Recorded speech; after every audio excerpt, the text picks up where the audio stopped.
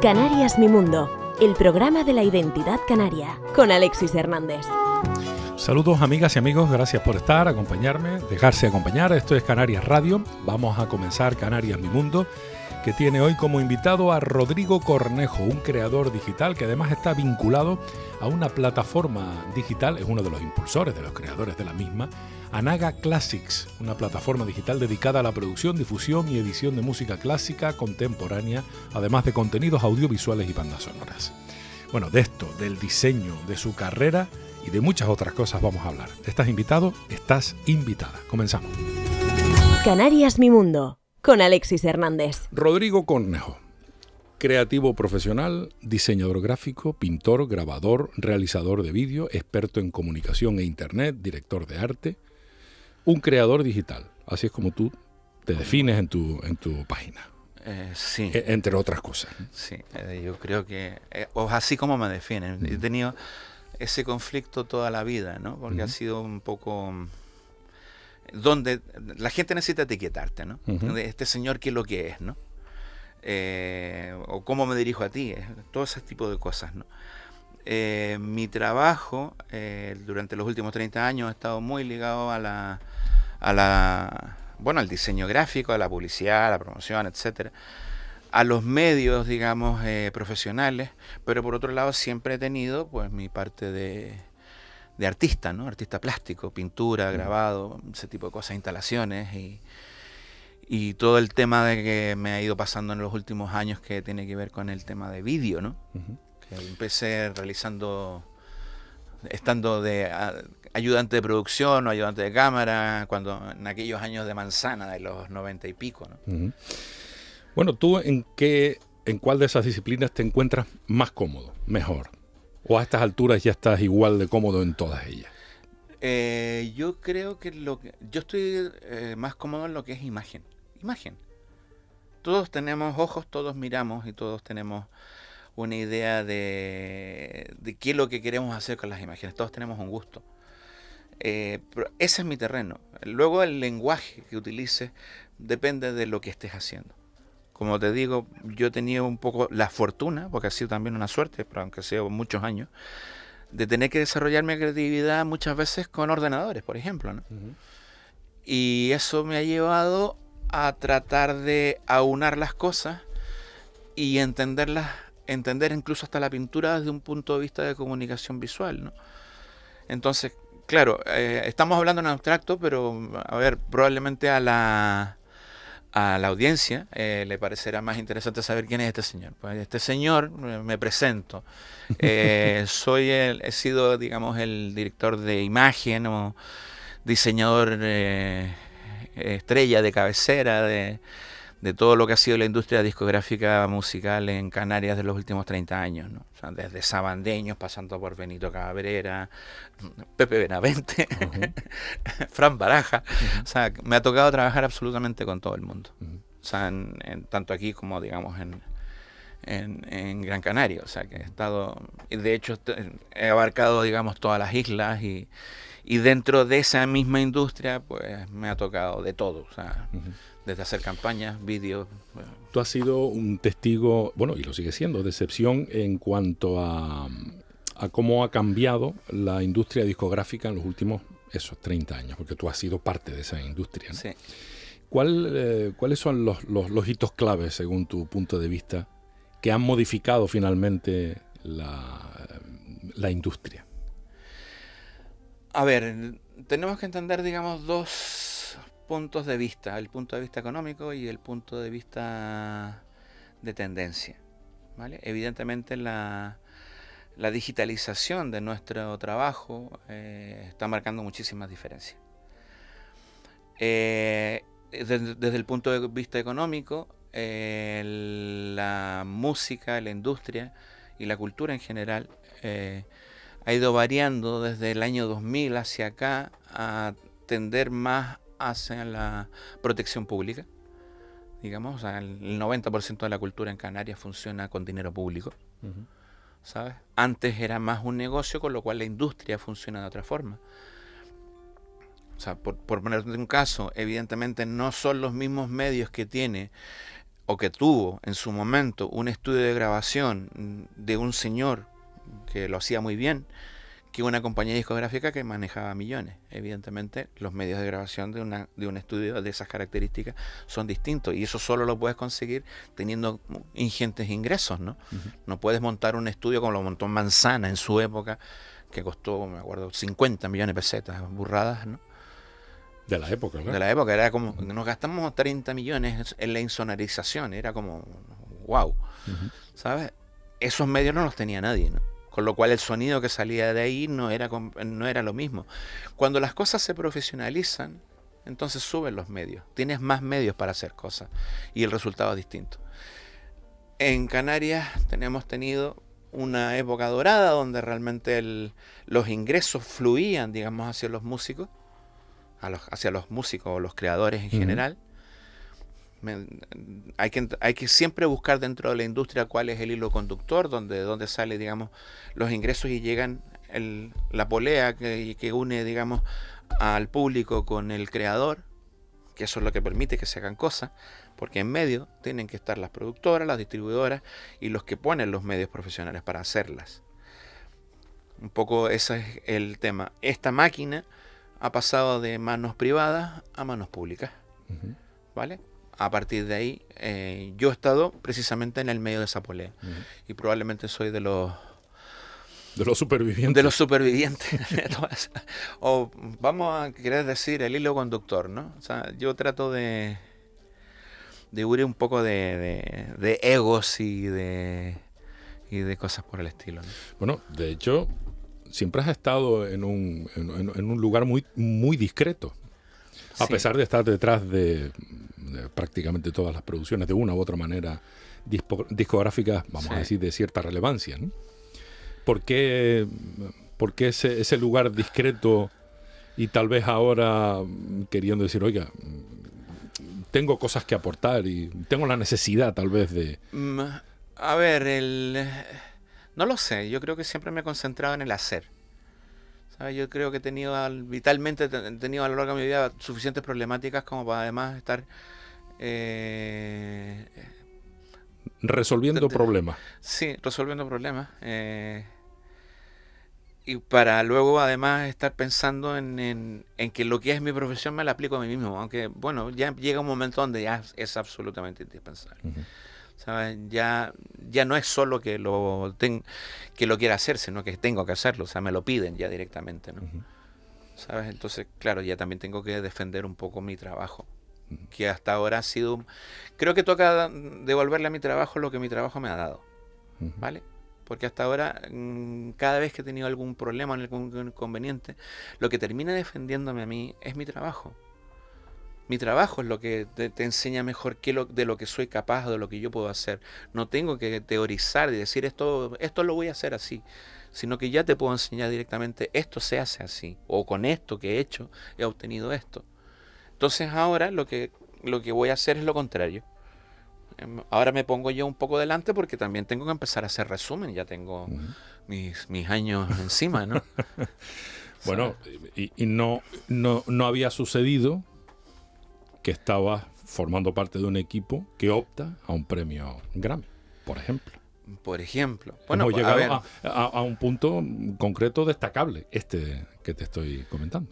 Sí, bueno, eso también es un experimento que probablemente pone muy encima de la mesa de lo que estoy hablando, ¿no?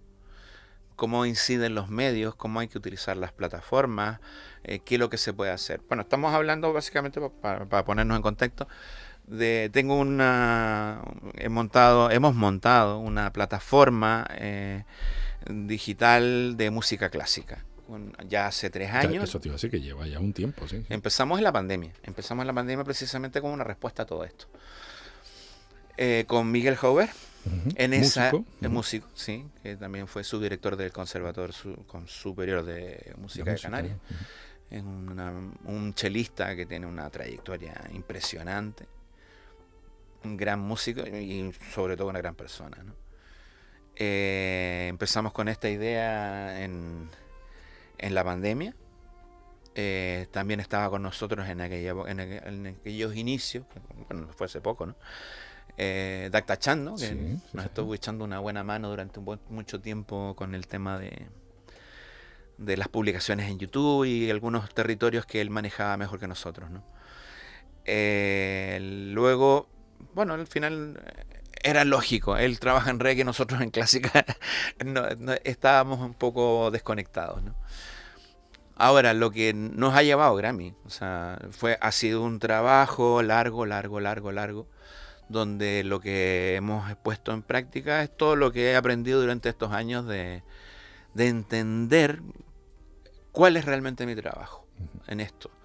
Mi trabajo es convertir un proyecto o una idea o un sonido en un producto cultural, promocionable y comercializable, ¿vale? No porque yo tenga una buena idea y porque aquello funcione necesariamente va a lograr llegar a quien tiene que llegarle. ¿Sabes? Hay un target, yo hago algo y eso algo pues va dirigido a un público en particular, digamos, primordial, ¿no? O sea, hay que generar presencia. Lo que tú no conoces no lo contratas ni lo compras, ¿sabes? O sea, tenemos que entender cómo funciona todo esto, ¿no? Hay que meterse dentro de la cabeza de la gente y saber dirigir con criterio, con ética, cómo estableces una comunicación para lograr que un proyecto funcione. Ese es mi trabajo, con las herramientas de la imagen, ¿no? En este sentido, háblame de 14 días, de este proyecto que junto con Miguel Jaubert opta a un premio Latin Grammy 2023. ¿Cuándo se macera esta idea y de qué manera llega a ser de los que optan a estos premios? A ver, esto tiene que ver con mi parte de realizador, ¿vale? Audiovisual. Sí, el tema de audiovisual. La imagen. Sí, date cuenta que yo me forjé como autodidacta, digamos, como realizador de vídeo, como te decía, desde Manzana, ¿no? De hecho, el primer videoclip donde yo estuve de ayudante de cámara fue uno de Chiqui Pérez, que rodamos con Juan Ramón Silva en Madrid en el año 93, 94, por ahí tiene que haber sido. Siempre me gustaron las cámaras, nunca he sido un fotógrafo y al final te vas definiendo, ¿no? El 14 días tiene que ver con esta parte de mi trabajo, ¿no? He hecho un montón de videoclips, ¿sabes? Para un montón de gente, ¿no? Desde Sabandeños, Pepe Benavente, Benito Cabrera, en fin, ¿no? O sea, todos los imaginables, hay muchísimo trabajo mío, ¿no? Y siempre me ha gustado el trabajo de la edición, más que edición y realización más que el trabajo de cámara. A mí la verdad que rodar no... Claro, cuando ya llegas a esta edad de mi vida, gracias a Dios, pues te puedo contar con más medios y tengo más gente y tengo más recursos como poder concentrarme en lo que yo sé hacer. 14 días es un audiovisual de Miguel Jaubert y mío, producido por el sello discográfico Anaga Classic, que como bien dices tú, ahora mismo estamos con una nominación en los Latin Grammy al mejor disco de música clásica. Es un disco de Luis López, que es un chico de aquí de Tenerife. Pianista, 26 años. Un fuera de serie, ¿eh? Mira, he tenido oportunidad de escuchar su trabajo dedicado a Granados y al Beni.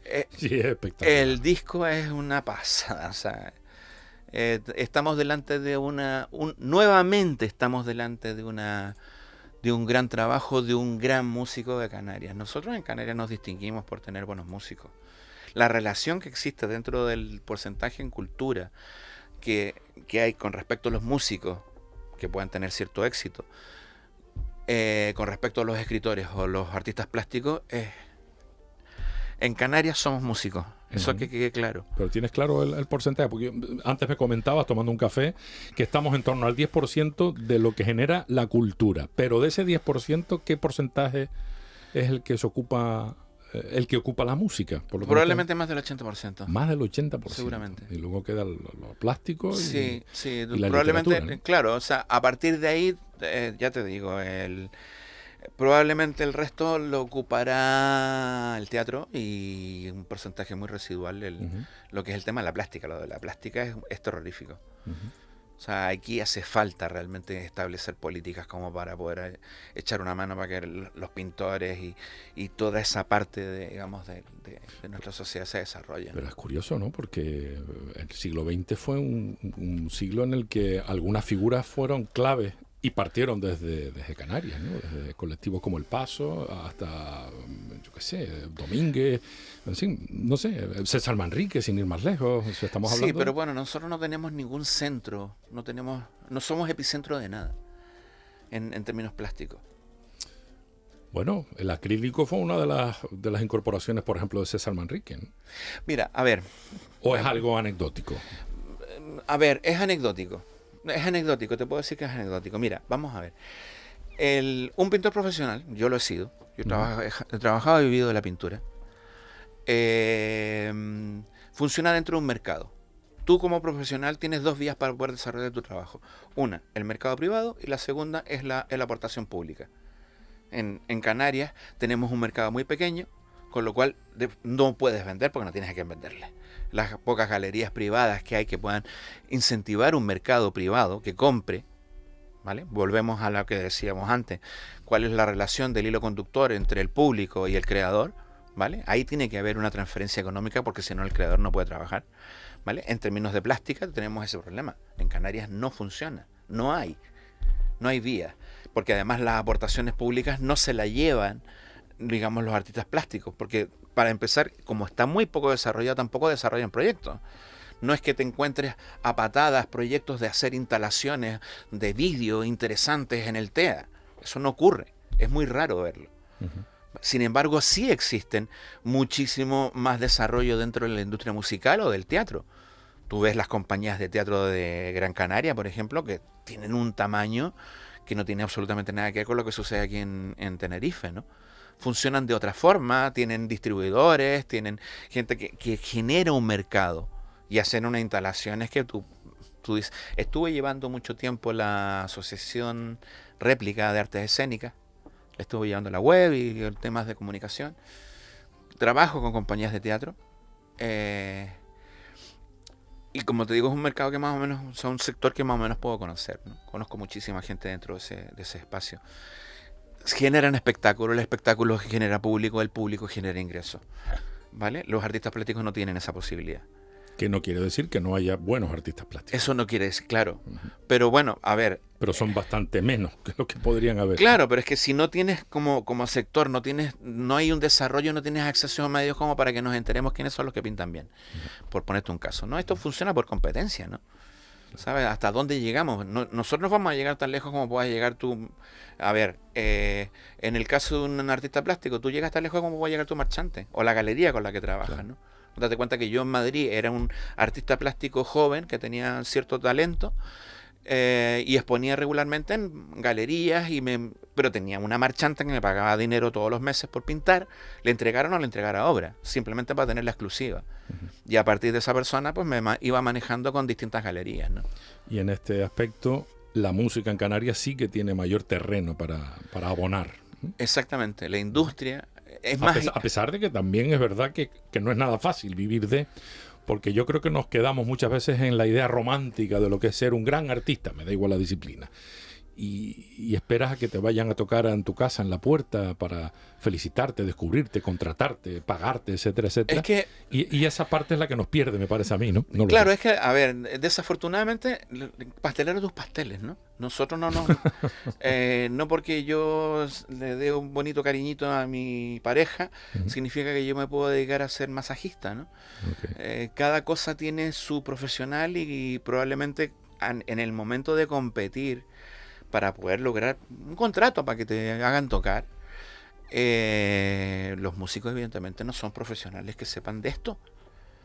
Ni tienen por qué. Ni tienen por qué, no es su trabajo, ¿no? Siempre estuvieron... Claro, ahora mismo sí es su trabajo, desafortunadamente, porque ya no hay compañías discográficas, ¿no? Esto también tiene mucho que ver con el tema del copyright, ¿eh? Date cuenta que la mayor parte de las producciones discográficas pertenecen a las compañías discográficas. Es decir, el depósito legal es propiedad de la compañía discográfica, que hasta ahora, hasta hace unos años, era el que, digamos, contrataba a un músico, pagaba el estudio de grabación, le pagaba a los músicos, sacaba el disco, hacía la promo. Por supuesto que ese producto era de él, con independencia de quién es la autoría del tema. Un autor es el autor, el arreglista es el arreglista, pero el dueño del máster de la pieza, que es lo que genera ingresos. O sea, vamos a ver en Spotify las reproducciones por las que se paga y se puede ganar dinero, ¿eh? No te creas que no. Se puede ganar dinero con, digamos, con esas reproducciones. Ese dinero va al dueño del máster. ¿Qué es lo que pasa? Que antes el dueño de ese máster era una compañía discográfica. Ahora el dueño del máster normalmente coincide con que es el mismo músico. Entonces estamos hablando de una problemática donde es que los músicos ni siquiera se enteran de esta parte, ¿no? Uh-huh. De hecho, justamente, ¿no? Es el sello discográfico quien posee los derechos sobre el soporte, bueno, físico, y por lo que me estás diciendo, incluso también el digital, el máster, que es lo importante. Y si hablamos de partitura, pues tenemos la editora. O sea, exactamente, estamos en lo mismo. Son cosas distintas, por eso te decía, una cosa es la SGAE, Sociedad General de Autores de España, y otra cosa distinta es quién es el dueño de este máster, de esta grabación, ¿no? Vamos a ver, el dueño, el que hizo la canción, no tiene por qué ser el dueño del máster de su disco, ¿no? O sea, casi nunca lo es, casi nunca. No. Ahora sí, pero claro, una canción, sí, pero si no tiene recorrido tampoco va a generar ingresos. Pero es que además, por ejemplo, date cuenta que eso puede ser especialmente, comillas, grave en el caso de un intérprete. Porque si yo hago un disco, no le vamos a poner ni nombre, apellido a nadie ni a ninguna agrupación, pero probablemente la mayor parte de los grandes músicos y de las grandes agrupaciones musicales que hay en Canarias, de música popular, no son propietarios de sus discos. Uh-huh. Y si además son intérpretes, tampoco son propietarios de los temas. Con lo cual hacer un disco o no hacer un disco no les significa nada, salvo presencia para conseguir conciertos. Uh-huh. Bueno, claro. Podemos hablar de un artista nacional como puede ser Rafael. Es una persona que puede generar muchos ingresos, mucho dinero, cuando actúa, cuando canta, porque es intérprete, pero en principio, hasta donde yo sé, no es autor de sus canciones. Claro, en los años 2000, hace 20 años o más, tenemos que antes tenía los royalties de la venta de discos.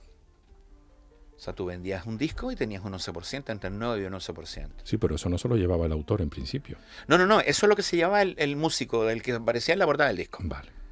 ¿Vale? O sea, eso es lo que se llevaba. En Manzana se pagaba eso. Eso se eliminó. Eso desapareció.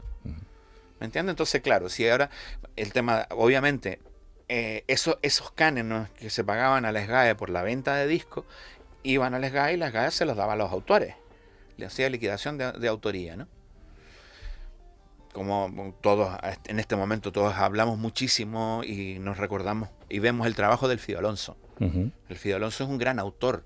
Uh-huh. Realmente lo que hizo el Fidio fue recopilar y poner en orden todo lo que ha sido las letras de todo el folclore e investigar qué es lo que era realmente el folclore en Canarias.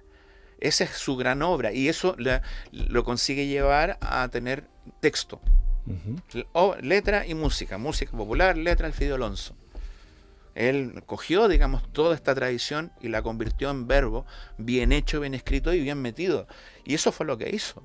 Ese es su trabajo. Esa es la importancia de su trabajo como autor. De hecho, es el autor de lo que se considera la primera enciclopedia, que fue un volumen único de música folclórica popular de las Islas Canarias, publicado, sí. Un libro, hablándote de, no sé si fue el 79 o el 80 o algo así, del año. Dicho esto, ¿cómo se plantea entonces un músico ganarse la vida con la música? Un músico que haga su propia música. Vamos a darle ese margen también. En el siglo XXI y en el año 2023, porque hasta el siglo XXI ha tenido sus diferencias desde el principio hasta ahora. Yo creo, o sea, aunque no pretende ser un anuncio, porque además tampoco tengo tiempo, tenemos que hacer lo que siempre hemos tenido que hacer. Tenemos que recurrir a los profesionales y buscar aliados. Esto no funciona solo, ¿sabes? Ahora mismo, por ejemplo, que uno de mis trabajos tiene que ver con el tema de audiovisual, la música clásica, donde estoy desarrollando, ya he hecho 2 películas con Miguel. Ya llevamos 3 años con nuestros audiovisuales ganando premios internacionales. A ver, no es no es casualidad. Sí, o sea, te quiero decir, este no es el espacio de tratar de ser humilde. Trato siempre de lo que tú decías, mantengo un perfil bajo, pero es verdad, hemos ganado premios en Moscú, en Tokio, en Los Ángeles, en Bruselas. Estamos en todos lados con nuestros audiovisuales, que tienen un nivel internacional, y estamos utilizando, digamos, todo lo que tenemos, los medios que tenemos a nuestra disposición para poder transmitir nuestro mensaje y nuestro bien hacer.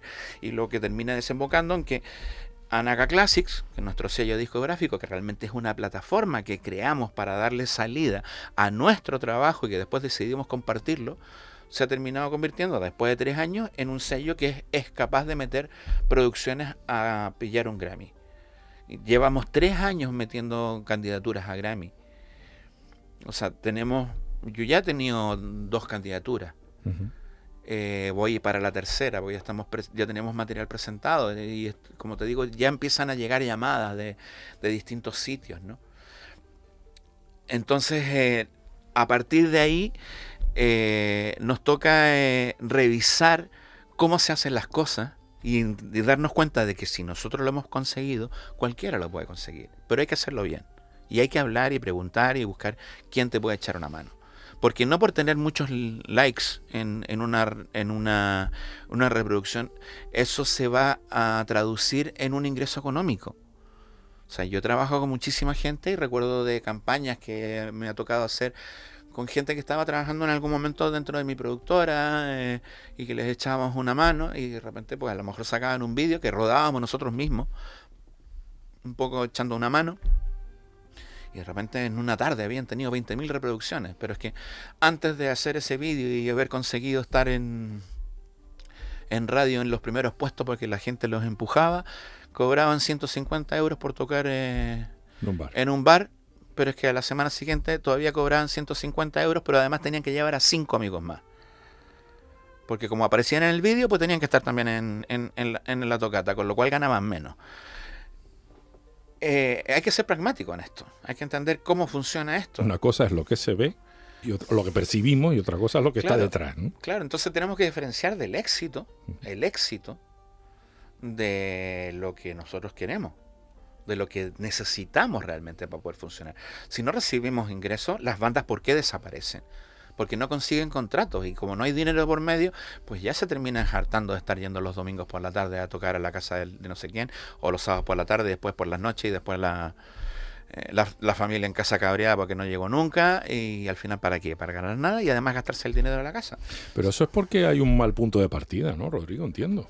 Pues no sabes a dónde quieres ir. No te puedes subir a un taxi y decirle: voy para allá. Vaya, arranque. Llévame al éxito. Eso no. Claro, pero es que eso es porque no entendemos realmente cómo son las cosas, ¿no? Independientemente de la historia que quieras contar, es decir, independientemente del contenido, o partimos de la base de que vamos a dar por hecho de que el contenido es como mínimo aceptable. A ver, es un poco triste. ¿O es que un contenido no aceptable puede llegar a ser un verdadero éxito? Hombre, ya te estás respondiendo tú solo. Porque es que tenemos que entender que hay una gran diferencia entre lo que es el negocio y la producción de lo que es la creatividad artística, ¿no? Uh-huh. Por eso te decía, pero bueno, en tu caso van de la mano, ¿no? Claro, porque yo estoy en medio. Yo he podido desarrollar mi trabajo en medio de la industria. Y los medios que yo utilizo para desarrollar mi trabajo son los medios de la industria. Yo no soy un músico. Estudié música, por cierto. ¿Ah, sí? Sí. Bueno, era una caja de sorpresas, ¿eh? Hombre, yo no paro. La veteranía es lo que tiene, ¿eh? Ya los que tenemos una cierta edad. Hombre, yo no creo que llegue muy mayor, ¿eh? Porque yo... ¿Ha sido muy intenso? Yo he currado como un animal, ¿eh? Bueno, ¿por qué hablas en pasado? Bueno, porque estamos hablando de lo que ha pasado para atrás, ¿no?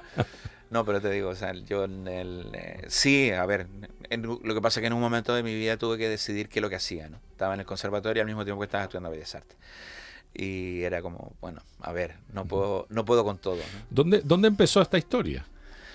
A ver, esta es una historia bastante larga. No hay una historia romanticona de la que yo iba por la calle y un señor me enseñó un dibujo y yo dije, quiero ser pintor. O escuché una trompeta y dije, lo mío es la música. ¿Cómo fue esto? Mira, a ver, esto es bastante peculiar, ¿no? A ver, primero, yo nací en Santiago de Chile, estuve allí hasta terminé la licenciatura a los 21 años, o sea, digamos, bueno, Licenciatura en Bellas Artes. en Bellas Artes, sí. O sea, digamos, fui una adelantada porque me adelantaron un curso, esas típicas cosas que terminé como... Se te daba muy bien, entonces. Sí, empecé a trabajar en diseño gráfico para ganarme...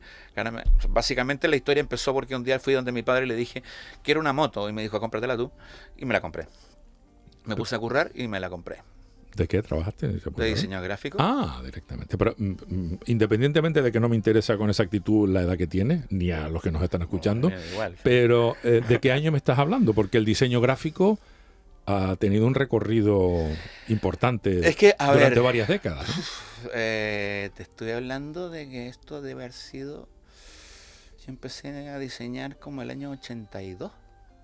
Bueno, entonces diseñabas con creyones, rotuladores. Con Rotring. Con Rotring, ¿no? Sí. Sí, o sea, me acuerdo que tenía, en aquellos entonces tenía unos parientes que tenían una agencia que desarrollaba todas las camisetas de Ocean Pacific para Sudamérica. Uh-huh. ¿Y tú hacías los diseños? Y yo hacía Sí, los pero diseños. eso se pinta. Se Se hacían pintaba. con Sí, Rotring. pues, el ordenador que existía lo tenían los militares estadounidenses. Yo tenía el ordenador que existía, que era No me digas. un Macintosh, un 486, sí, o sea, de los antiguos. De los primeros, ¿no? Sí, sí, Las que primeras no tenía ni generaciones. disco duro, tenía una disquetera externa y otra interna. Entonces en una cargaba el programa y en el otro el documento. Pero bueno, ¿con qué gráfica? Porque tenía que ser espantosa, Bueno, ¿no? hacíamos 5 cosas, pero por lo menos para maquetar texto te servía. Lo tenías que llevar a la reprografía, te sacaban. Pero al final tenías que verlo impreso. Claro, entonces, a ver, mi familia proviene de Canarias, Uh-huh. mi bisabuelo es canario, don Alfonso Reyes. Reyes como tantos canarios. Uh-huh. Tú sabes que Reyes y de Armas son los apellidos que le ponían a los canarios, a los guanches conversos, Uh-huh. ¿vale? Por eso hay tantos reyes que no necesariamente son parientes entre ellos, ¿no? ¿Y eran del Hierro por casualidad? No. No. Los míos eran de... Esto es una casualidad. Que hay muchos reyes y muchos armas en el Hierro. Claro, Pero o sea, a ver, yo te estoy hablando de que hubo una cierta inmigración hacia Chile en los años 30. No sé si realmente hubo una relación entre la guerra o los conflictos que habían, digamos, en esa época, en lo que llamábamos entreguerras, ¿no? Uh-huh. En España, pero de repente se afincaron en Valparaíso. Ahí hay una pequeña colonia de canarios, digamos, ¿no? Pero que tienen su radio y tienen una cantidad de cosas. Posteriormente, lo que era, digamos, de donde venía mi familia, migró a Santiago, digamos, a la capital. Y por supuesto que siempre hubo una cierta como mirada de lejos, ¿no? Muy de lejos, ¿no? Cuando yo terminé la carrera... 21 años. 21 años. Te pones seguí. a trabajar, diseñador gráfico, terminas por comprarte una moto. Sí, pero yo en esa época estaba... A ver, no estudié diseño gráfico, sino que estudié Bellas Artes, Uh-huh. porque ya estaba Es que hasta las narices del diseño. Ya. Lo que pasa es que el diseño era una forma de obtener ingresos, ¿no? Porque se me daba, ¿no? Pero yo estudié, digamos, grabado, y luego terminé la carrera, la saqué bien, Uh-huh. estuve en cum laude. Uh-huh. Y con un año menos. Con un año menos, con 21 añitos, ya estaba listo para la foto y estuve un par de años, digamos, funcionando dentro de los ciertos circuitos que habían allí, con un mediano éxito. Uh-huh. Y a partir de ahí, beca, me otorgaron una beca sin pedirla, directamente para hacer el doctorado en la Complutense. Madrid. Pues vamos para Madrid, a ver qué es lo que pasa. Llegué a Madrid. Búscate la vida. Dije, pues vamos a trabajar de diseñador, Uh-huh. porque de esto puedo entender. Como yo ya venía con cierta ventaja, porque estaban ya empezando a entrar los ordenadores Apple y yo sabía manejarlo, con lo cual tenía, digamos, algunas cosillas a mi favor. Y de ahí empezó de a poco a surgir, digamos, toda esta maraña de cosas, ¿no? Y la música a la que no te dedicaste como intérprete, vamos a decir, o como compositor, no sé cuál Sí. era tu faceta. No, a ver. De repente confluye con... Claro, es que, con a ver, el pasaron diseño, dos ¿no? cosas que yo siempre he dicho que, a ver... Parece que en la vida no pasa nada por casualidad, no, ¿no? o sea, ¿dónde está el guionista en esta Sí, historia, sí, no? sí. A ver, básicamente la historia era que yo trabajaba en una fundación de arte que estaba en el Paseo Recoleto. Uh-huh. O sea, yo me asomaba en el balcón de mi estudio y tenía las Cibeles enfrente, ¿no? Arriba del Café Gijón. En el estudio había un departamento de comunicación que lo llevaba Lara López, de Radio Nacional, Ajá. que trabajaba con Ramón Treser. No sé si más o Ok. menos conoces de qué gente estamos hablando, ¿no? Luego en el estudio también había un fotógrafo y realizador de vídeo que era Juan Ramón Silva, que era el que le hacía las campañas de los bikinis del Corte Inglés, esas cosas divertidas, ¿no? Y a partir de ahí Lara empezó a moverse un poco porque ella conocía muchísimos músicos y de repente consiguió, digamos, para nosotros, la gente que estábamos en esa fundación, la cuenta de Manzana. De Discos Manzana. De Discos Manzana. ¿Vale? O sea, Manzana nos encargaba de curro y nosotros hacíamos los vídeos, las fotos, las portadas, etcétera, ¿no? Teníamos nuestro equipito de gente. Me estás hablando de los 80 todavía. No, te estoy hablando del 90. Ya de los 90. 90. Final 80, principios de 90. Exacto, ¿no? exactamente. Del año 93 más o menos. Okay. Y a partir de ahí empezó todo, ¿no? Empezó todo, claro. Yo en ese momento todavía no tenía ningún contacto con Canarias. Lo que pasa es que de repente fue el guionista, ¿no? Y a la madre de mis hijos la conocí en el lanzamiento de un disco de los sabandeños, ¿no? De la Atlántida. Yo todavía no había tomado contacto con nadie bueno, ni de sabandeños ni de Manzana cara a cara, digamos. No, claro, o sea, yo estaba trabajando, bueno, sí había visto a la gente de Manzana, pero la gente de Manzana en Madrid eran peninsulares, tampoco eran canarios realmente, ¿no? O sea, alguna cosilla que veías, ¿no? Pero aquello fue un desembarco en toda regla, ¿no? Y de repente, claro, empecé a conocer canarios por todas partes y empezaron a aparecer canarios en mi vida. Estamos hablando de la época en que Pedro Guerra tocaba en El Retiro, Luis Fernández y toda esta gente, ¿no? Sí. Todavía está por ahí. Bueno, no sé, en Madrid no, creo que se fue al País Vasco por ahí. Bueno, da igual. En esa época con Luis fuimos muy, muy, muy amigos. Y luego, pues, precisamente a partir de esta relación empezó a venir a Canarias. A mí ahí ya me empieza como la comezón extraña, ¿no? Que supongo que tendrá que ver con una cierta genética, ¿no? Que la cabra tira para el monte, que por alguna razón... Bueno, o porque sencillamente te sentías más cercano a casa. Es que... Porque es bastante más parecido a esta Chile, entiendo. En muchos aspectos sí, ¿no? En muchos aspectos sí. ¿No? Y al final esta pequeña dualidad extraña en mi vida, como han sido todas mis cosas, que nunca han sido como una definición exacta de que es lo que es pintor, grabador, diseñador, que es lo que es canario, chileno, ¿de dónde sale este tipo, no? Un poco apátrida, ¿no? No soy apátrida. Yo amo Canarias. Yo creo que te veo, lo acabas de definir tú, que soy canario chileno, digo, pues ahí está, ¿no? Hay una parte innegable. Mira, una vez en el lanzamiento de un disco con los sabandeños, el Fido Alonso, yo creo que lo definió precisamente bien. Me habló de mí como un lagunero nacido en Chile. ¿Sabes? Okay. Fue como, dije, vaya. Bueno, como siempre, el señor como muy hábil con las palabras. Sí, hombre, ¿no? Es lo suyo. Sí. Total, que te estableces en Canarias. Me establezco en Canarias. Y continúas trabajando. Claro. Y sigues como diseñador gráfico. ¿Entiendes? Claro, ya directamente entré a Manzana. Y a partir de ahí empezó, digamos, la historia. Lo que te acabo de comentar es más bien la prehistoria. ¿Sabes? Y todo es... Manzana durante más de 10 años, ¿no? Bueno, al final fueron casi 10 años, sí. 10 años y a partir de allá por tu cuenta.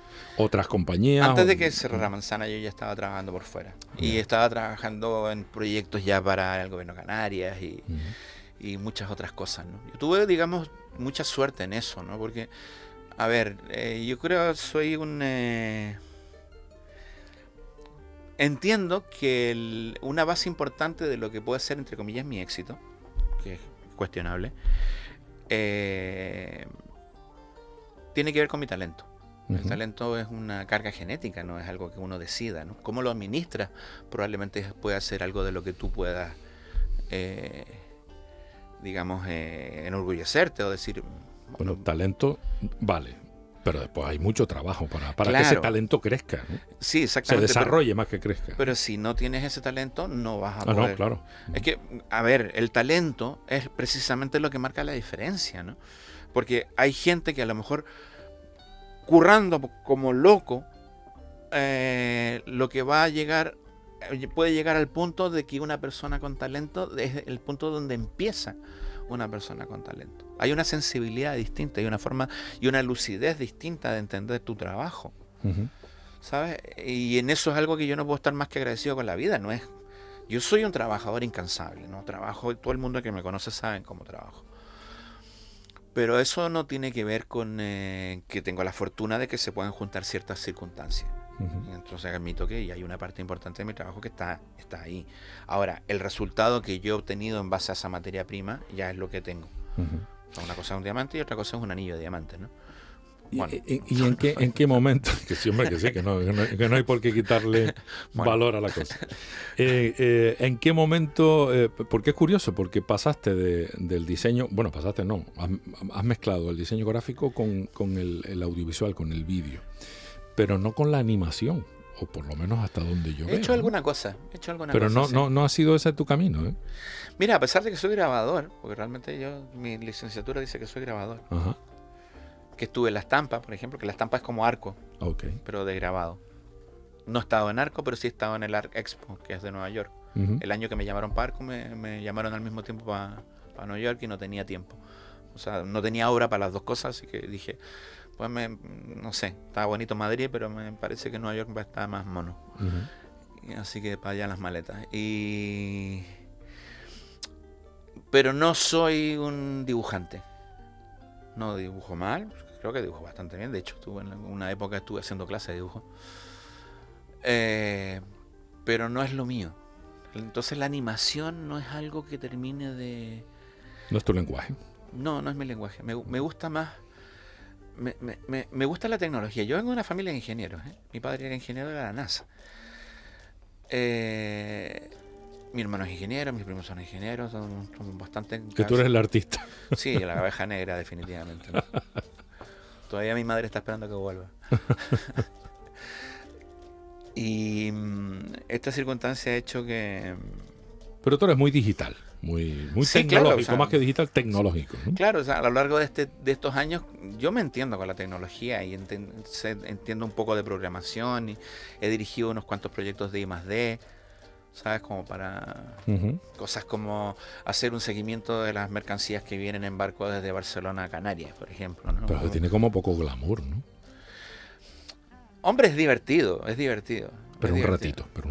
No, es utilizar la cabeza. Es usar la cabeza. A mí me gusta cuando los pensamientos abstractos cuesta retenerlos. Cuando llegas a cosas que son tan complejas que las retienes solo por un momento. No sé si te ha pasado alguna vez. Creo que no. Sabes que de repente es ahí cuando te das cuenta dónde está la barrera de la capacidad intelectual de una persona. ¿Sabes? Hay ideas que son suficientemente complejas que tu cabeza es solo capaz de entenderlas por un momento. Para poder volver a entender esa idea, ese concepto, tienes que volver al principio y volver a desarrollar la idea y llegar al mismo punto. Y entonces la vuelves a entender. Eso solo me pasa cuando trabajo con proyectos de programación donde intervienen los procesos, que son la base, por ejemplo, de la informática, ¿no? Todo lo que son procesos es cuando ya te toca usar la cabecita. Y es una sensación que me encanta. No sé, tú te puede pasar en un momento cuando lees filosofía, que de repente te sueltan una idea que tú te quedas como... Por un momento lo ves y se desvanece. Claro, pero se te desvanece esa idea. Sí, es verdad. A eso voy, ¿no? Eso me encanta. ¿Sabes? Claro, mi trabajo creativo me encanta, pero no me representa un reto. Muchas veces me representa un reto el cumplir el objetivo que me encargan. Porque de resto es más cuestión de dejarte fluir, de fluir sencillamente, con tu intuición, con el talento, sí, con dejarte con llevar. El conocimiento y la experiencia, porque esto es un oficio. Pero no con la improvisación. No, jamás. La improvisación la tienes que hacer en el momento de crear, porque tienes que entender que por un lado están los medios y por otro lado está la creatividad. ¿Sabes? Son dos cosas que van juntas. Los medios son los que hacen que tú puedas entregar el mensaje. La creatividad es lo que hace que ese mensaje se retenga. ¿Sabes? Yo tengo que meter una imagen en la cabeza que durante 6 segundos ya la tienes retenida. En ese momento ya directamente forma parte de tu subconsciente. Tú en el momento de contratar o comprar, tu cabeza hace clac. Entonces tú dices, vale, voy a comprarme un mueble. ¿Dónde voy? Y ya tu cabeza ya está diciendo quién. Sí, pero porque los he comprado allí todos, ¿eh? No, pero es que la pregunta... La pregunta, ¿a dónde iría si no fuera allí? No, es que es tan simple como, a ver, ¿cuáles son los colores de IKEA? El amarillo y el azul, ¿no? Pero es que todo el mundo te lo va a responder. La pregunta es cómo ha llegado esa información a tu cabeza. visualmente, supongo, ¿no? Claro. Sin yo darme cuenta. Con visibilidad de la marca. Por eso te digo, lo que no se enseña no se vende. Ujú. Eso es un hecho. Bueno, en mi caso, trabajé en Ikea, incluso, imagínate. Bueno, pero esto ya es una pero anécdota. te pasará con cualquier cosa, ¿no? Si yo te digo, nómbrame 3 marcas de pasta para cocinar, sí, de espagueti, desde luego. y tú vas a decir pasta gallo, hacendado y Ujú. ya estamos con Mercadona, ¿no? Sí. Y Bueno, mira, otra marca. y cualquier otra marca, ¿no? Bueno, lo importante es que nada es fruto de la casualidad, No. aunque casualmente te hayas encontrado con este camino, que no tiene nada que ver una cosa con la Claro, he otra. aprendido, es que una de las cosas que tiene uno que aprender es la diferencia entre una profesión y un oficio. A ver, explícamela, por favor. Las profesiones se estudian y los oficios se aprenden, haciendo. Las Básicamente. profesiones se estudian y los oficios Un se médico aprenden. no puede No puede ser médico de oficio. no puede ser médico de oficio. Sí puede ser cirujano de oficio. ¿Sabes? Hay Una vez parte- siendo médico. Pero primero tiene que ser médico. Un actor de teatro no estudia. Un actor de teatro tiene que tener oficio. Son tablas. Hombre, también se estudia, pero... Sí, pero bueno, a ver, la incidencia que pueda tener el conocimiento con respecto al autor del verbo no tiene necesariamente que ver con la experiencia que el tipo adquiera arriba de una tabla. Y ahí tiene que ver muchísimo el talento, ¿no? Entonces, lo mío es fruto de la investigación, del conocimiento y del oficio. Sobre todo del oficio y la experiencia. Entonces, claro, evidentemente uno tiene que aceptar que un mecanismo de promoción para lograr transformar un proyecto en un producto cultural vendible pasa por utilizar los medios propios del marketing y del consumo. Con lo cual es transmisión de ideas y transmisión de forma subliminal. Yo te voy a meter una idea en la cabeza, lo que te decía a ti. ¿Cómo llegó eso a tu cabeza? ¿Cómo llega la información a tu cabeza para que tú en un momento contrates un servicio o compres algo? Si tú no lo conoces, no lo vas a comprar. O sea, si yo soy un concejal de cultura o de fiesta y tengo que poner a actuar a una gente en un evento que tengo porque hay tal fecha señalada, ¿qué es lo que tengo que hacer para contratar a tal o cual? ¿Qué es lo que tiene que hacer un músico? Tiene que estar visible delante de este señor en el momento que contrate. Ujú. Tiene que estar todo el rato visible, porque lo que primero va a pensar ese señor es... Por eso no se puede vivir, si te dedicas a la venta de lo que sea, no se puede vivir de espaldas a la realidad que ahora mismo es la que tenemos, que es la que pasa por lo digital. Vamos a dejarlo en ese aspecto que me parece que es suficientemente amplio como para que incluya todas las posibilidades. Mira, como tú comprenderás, yo no trabajo con todos los músicos de Canarias. Trabajo con un cierto grupo, ¿no? Yo tuve la fortuna de llegar a Tenerife desde Madrid, digamos a la primera división y desde arriba. De ahí no me bajé nunca. Me he mantenido ahí trabajando. O sea, esto ha sido de locos, ¿no? Yo creo que he hecho más de 1000 discos.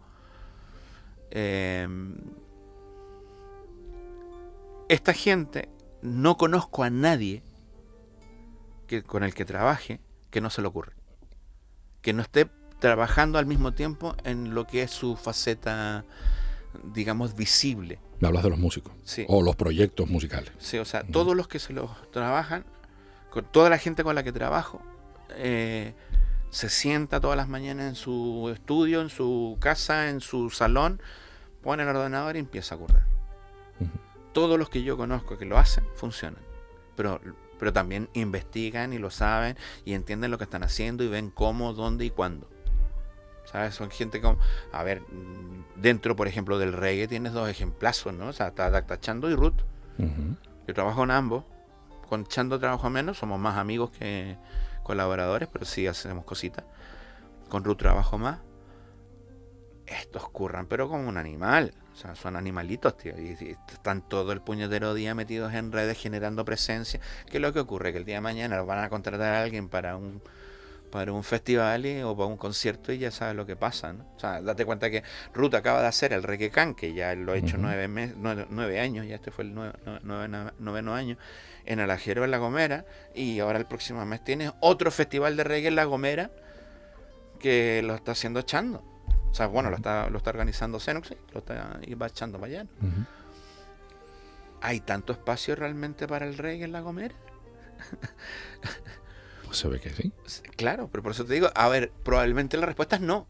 Pero precisamente como estos dos... Y Han creado la necesidad. Yo los conozco y además son grandes amigos en ambos casos. ¿Sabes? O sea, tú los ves cómo trabajan y además no solamente están todo el tiempo cuidando muchísimo su presencia, la imagen, las propuestas, renovándose, buscando alternativas.